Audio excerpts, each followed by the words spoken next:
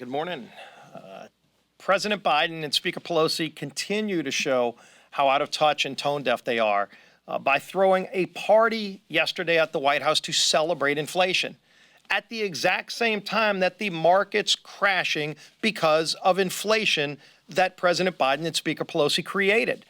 You would think they would be paying attention to the struggle that families are facing, and you would think that they would bring us back here to Washington to put bills on the floor to fix these problems they created. But unfortunately, that's not what we're doing. Yet again, another week of no bills on the floor to lower gas prices, to lower costs that are crushing hardworking families, to do anything to secure the border. You talk about being tone deaf and out of touch. Kamala Harris over the weekend said that the border is secure. Maybe she says that because she hasn't been to the border to see how out of control it is because they've opened up the border. And as Nicole talked about, this is creating problems for families all across the country. We had over 100,000 deaths of young people last year from fentanyl and other drug overdoses because the border's open. Most of those drugs are being made in China and brought across our open southern border. Sorry, Kamala, the border is not secure. And in fact, it's so open that over 100,000 Americans died last year. Young people that aren't going to school today, that aren't going home to their families for dinner, because they won't secure the southern border. And so when you look at all of these problems, as I've gone around the country, not only throughout my district in South Louisiana, but so many other districts, over the last month, you hear the same pleas from families saying, we wish Washington was actually addressing these problems.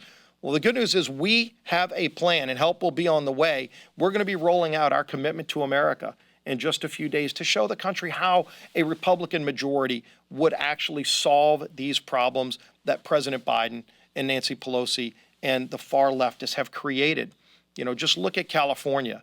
And as David Valadeo talked about the problems they're dealing with, you had California just a few weeks ago pass a law banning oil and gas produced cars. You can't drive a car driven that's fueled by fossil fuels in California in a few years, because they want everybody to have to go to electric cars.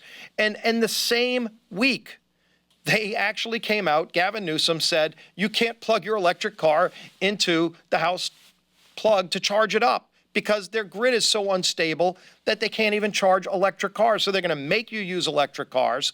They're going to ban gasoline-powered cars. At the same time, they're telling you you can't plug your car into your household electric socket because they don't have energy. Where do they think energy comes from? You're not plugging your car into a tree. You need some stable energy sources, and a lot of that would be fossil fuels, but they're against fossil fuels. Here in America, they're okay with getting it from Russia and other tyrannical dictators. And so we have a plan to solve these problems. We're going to continue pushing for them here. I wish we had bills on the floor to address those here. We've laid out to Speaker Pelosi what those bills are that would lower gas prices, that would provide a stable energy supply, that would lower inflation, that would secure our border. But they won't bring any of those bills to the House floor because they want to continue doubling down on their inflation-ridden policies, raising taxes, raising spending to the tune of hundreds of billions of dollars, hiring 87,000 IRS agents to go after lower-income people. And yes, the CBO confirmed it after they passed the bill. Over $20 billion in new taxes that are going to be paid for by people making less than $400,000 a year, which breaks Joe Biden's pledge. He knew it before he signed the bill, and he signed the bill anyway, and they held a party at the White House yesterday celebrating the fact that they're raising taxes on lower-income families to give special interest giveaways to their rich friends, all while the market's collapsing. That's how out of touch they are. Republicans have a plan to solve these problems, and we're going to continue pushing for them.